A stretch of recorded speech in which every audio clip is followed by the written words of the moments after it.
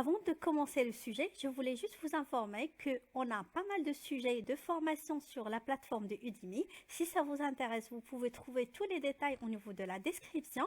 On serait ravis si vous prenez une formation avec nous, sachant que vous avez la possibilité sur Udemy de nous poser des questions sur les sujets et on va répondre à vos questions tout au long de la formation et même une fois que vous prenez la formation, vous avez la formation à vie et même si lorsqu'on fait des mises à jour, vous pouvez prendre ces mises à jour gratuitement.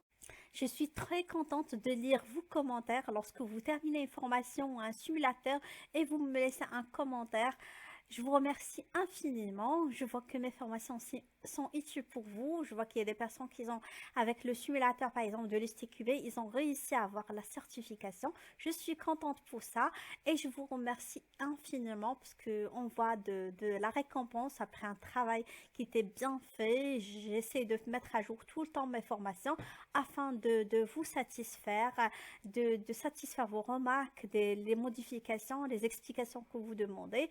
À chaque fois, je vois qu'il y a des personnes qui demandent autant d'explications sur un sujet. Du coup, je fais carrément un chapitre dédié pour ça. Et je suis là pour répondre à vos questions. Merci infiniment. Et pour les personnes qui viennent de nous rejoindre, n'hésitez pas, si vous voyez qu'il y a une formation utile pour vous, n'hésitez pas de s'inscrire et je garde un contact avec vous. Là, on va voir c'est quoi un plan de test. Le plan de test, c'est tout simplement, c'est un document dynamique. Le succès d'un projet de test dépend d'un document de plan de test bien rédigé et normalement, il doit être à jour tout le temps. Le plan de test est plus ou moins comme un plan de la façon dont l'activité de test va se dérouler dans un projet. Normalement, le plan de test, il va englober plusieurs points. Normalement, à quoi consiste le projet, et les points sur lesquels on va tester, les points qu'on va pas le tester, l'environnement, avec quoi on va tester, par exemple les outils, les ressources, que ce soit les personnes avec lesquelles on va effectuer les tests, et aussi le budget, la durée du projet, quand est-ce qu'on va tester. Le plan de test va englober tout ça et normalement, on doit le mettre à jour tout le temps. Là, les conseils qu'on peut donner par rapport au plan de test, c'est un document qui sert de point de référence et uniquement sur la base de ce test est effectué au sein de l'équipe d'assurance qualité. C'est aussi un document que nous partageons avec les business analysts, les chefs de projet, l'équipe dev et les autres équipes. Cela contribue à améliorer le niveau de transparence du travail de l'équipe d'assurance qualité vis-à-vis des équipes externes. Normalement, ce document est fait et réalisé par soit le test manager, le test lead ou une personne qui a de l'expérience au niveau du domaine du test ou il maîtrise le produit sur lequel on va effectuer les tests. Normalement, il ne va pas être effectué par des personnes qui sont juniors. La planification des tests est généralement allouée avec un tiers du temps nécessaire à l'ensemble de l'engagement d'assurance qualité et par la suite l'autre tiers c'est pour la conception et le troisième tiers c'est pour l'exécution des cas de test. Normalement, il n'est pas statique, comme on a dit, il doit être à jour tout le temps et par la suite, plus le plan de test est détaillé et complet, plus l'activité de test sera réussie parce qu'on aura tous les éléments, les ressources, le budget, le temps, les points qu'on va tester.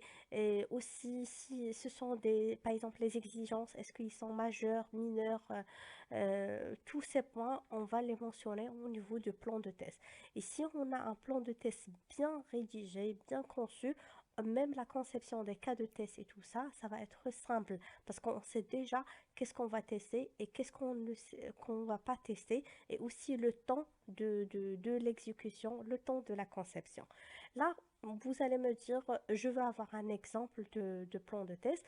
Déjà, vous pouvez utiliser le modèle que vous voulez. Il y a pas mal de modèles sur Internet et chaque société utilise le modèle qu'il souhaite. Il peut l'adapter selon l'utilisation du projet et aussi l'équipe. Mais je vais vous montrer quelques exemples. Là, le premier exemple ici, normalement, c'est une template vide. Je vais vous laisser comme ça, vous pouvez la modifier, la remplir avec les points que vous voulez utiliser. Normalement, c'est un exemple de plan de test.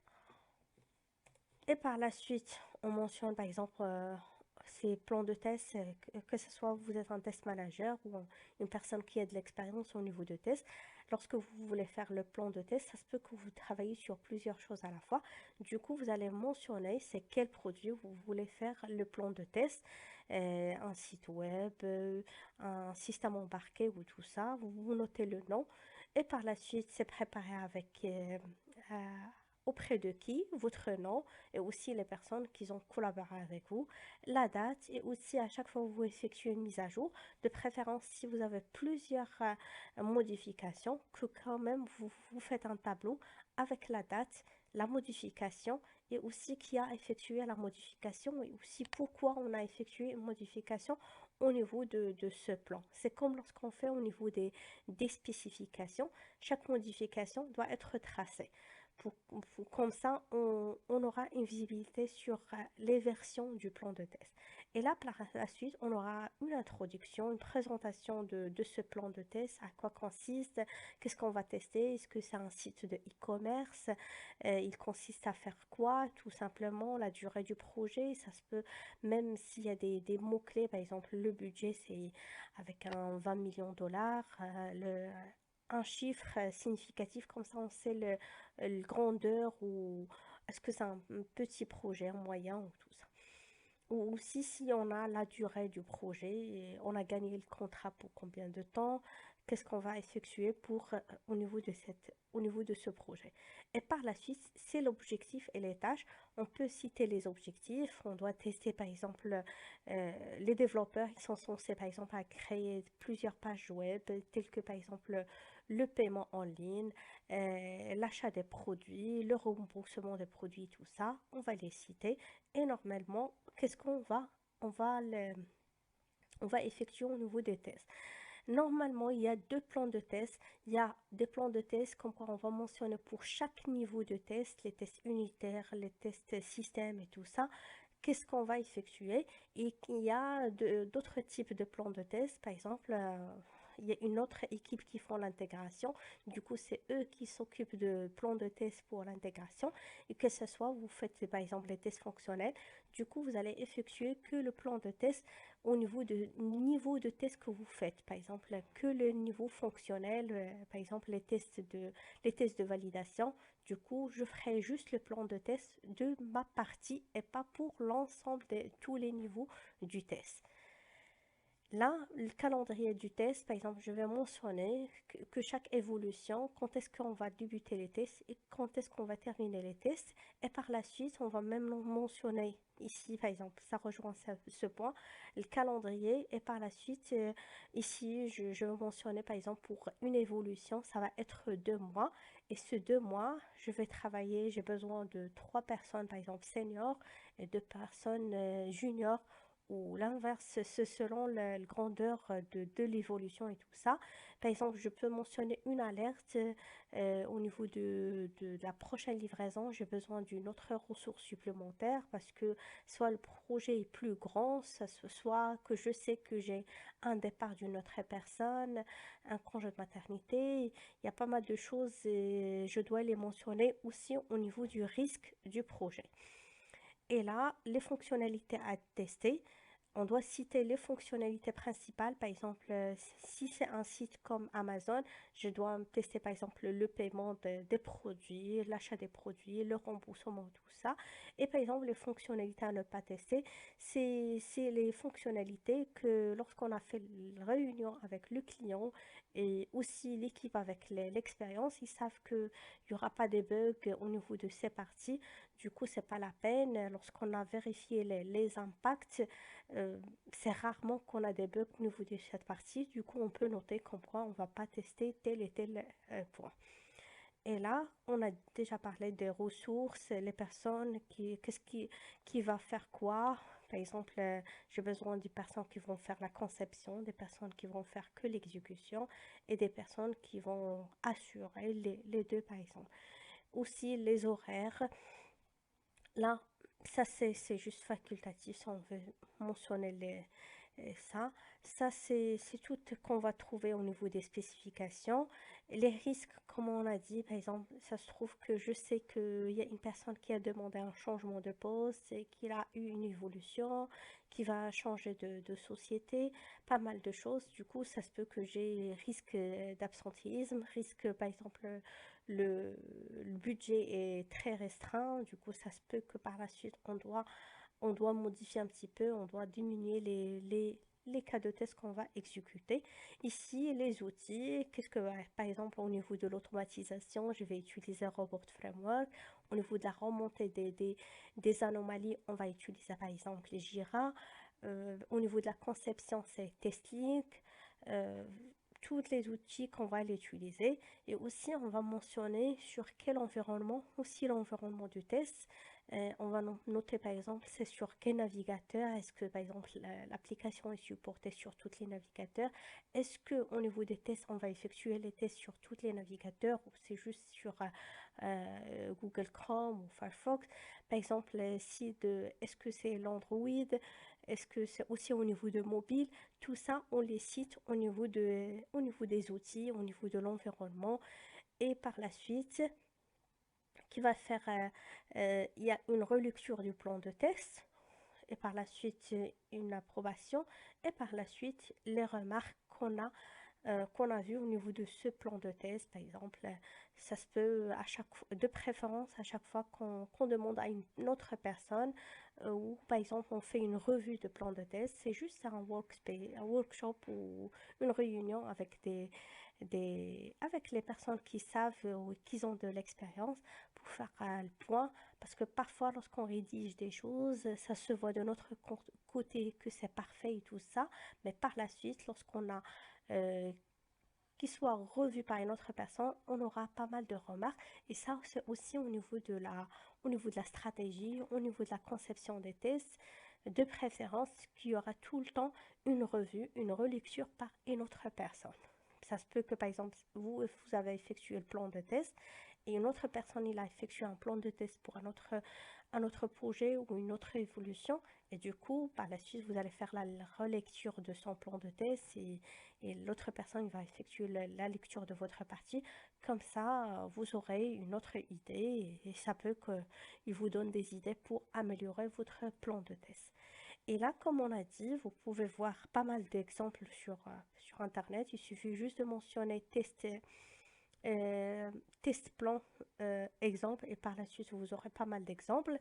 Et je vais vous laisser ça en pièces jointes, comme ça vous pouvez les télécharger. Et là, je vais vous montrer un qui est tous les éléments pour un projet. Ça se peut que vous pouvez l'utiliser comme référence. Vous pouvez juste supprimer ce qui était mentionné et par la suite de mentionner votre détail. Ici, on mentionne la date, la personne qui a effectué la modification. Et par la suite, ici, c'était juste, c'était pas officiel. Du coup, ils ont laissé comme quoi c'est juste un draft. Et là, il y a tous les détails du projet, l'objectif, les approches. Ici, ils ont fait par tous les niveaux de test. Et par la suite, il y a carrément le test, le planning du test, l'équipe du test. Et là, par la suite, l'environnement. Par exemple, l'environnement qui va être utilisé au niveau du test. Et là, ici, vous allez voir comme quoi ils vont utiliser quelle version, quel navigateur et tout ça. Par exemple, ici, c'est Google Chrome. Ici, c'est la version supportée par Firefox. Et par la suite, Internet Explorer. Et là, à la fin de tout ça, ils ont mentionné qui va approuver ce plan de test, la signature, la date, le nom.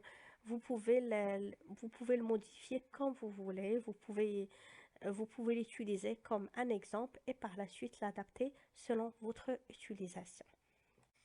Pour le plan de test, vous pouvez aussi trouver pas mal d'explications sur le syllabus de STQB. Vous pouvez, même si vous ne faites pas la formation ni la certification de STQB, vous pouvez garder le syllabus comme une référence pour toutes les définitions nécessaires, les mots-clés nécessaires au niveau du domaine du test. Ici, par exemple, vous allez voir la définition, l'objet du plan de test.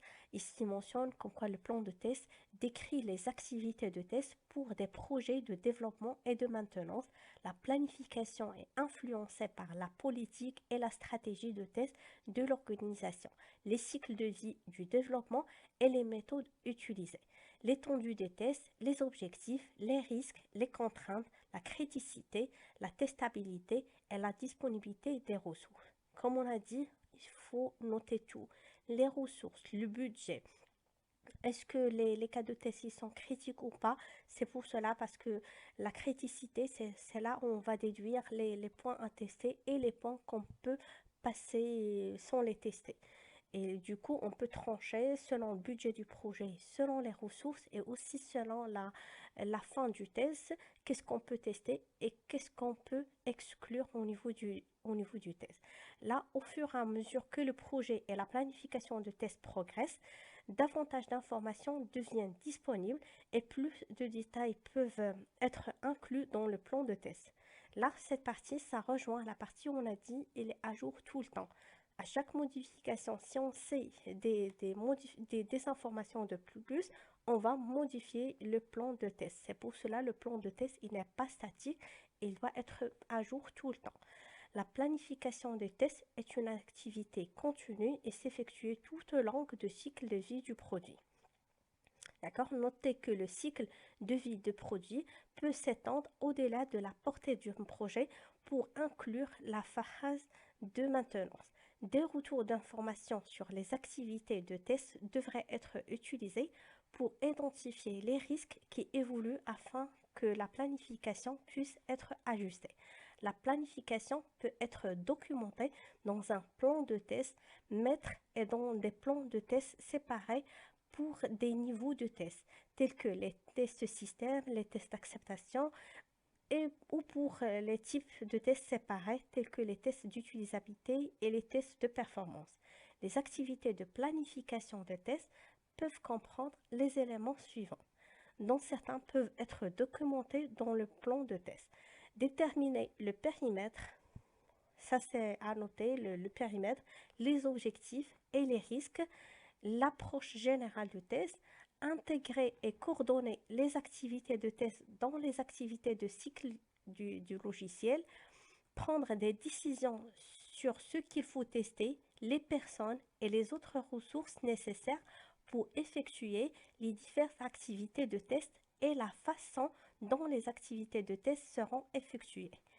Planifier les activités d'analyse, de conception, d'implémentation, d'exécution et d'évaluation des tests, soit à des dates particulières, par exemple en développement séquentiel ou dans le contexte de chaque itération, lorsqu'on parle de, par exemple, développement itératif tel que Scrum. Sélectionner les métriques pour le pilotage et le contrôle de test, budgéter les activités de test, déterminer le niveau de détail et la structure de la documentation des tests, par exemple fournissant des modèles ou des exemples de documents. Le contenu des plans de test varie et peut s'étendre au-delà du sujet identifié ci-dessus. Là, comme on a dit, vous pouvez avoir pas mal d'exemples de plans de test. Il n'y a pas un modèle unique d'utilisation de plans de test. Vous pouvez l'utiliser et l'adapter selon votre projet et selon votre société. Et là, comme on a dit, il faut englober tous les détails nécessaires au niveau du projet. C'est pour cela, c'est pas les personnes qui sont juniors ou qui savent, qui viennent d'intégrer par exemple la société, c'est pas eux qui vont faire le plan de test pour le simple raison qu'ils n'ont pas l'expérience soit au niveau du test ou ils n'ont pas l'expérience par exemple au niveau de type utilisé, par exemple la planification au niveau de cette société. C'est pour cela il est dédié que pour les test managers, les personnes qui ont de l'expérience ou par exemple qui ont pas mal un analyste qui a déjà l'expérience et qui savent qu'il a passé déjà par l'exécution, la conception, il peut trancher au niveau de la stratégie de test, au niveau de la planification du test.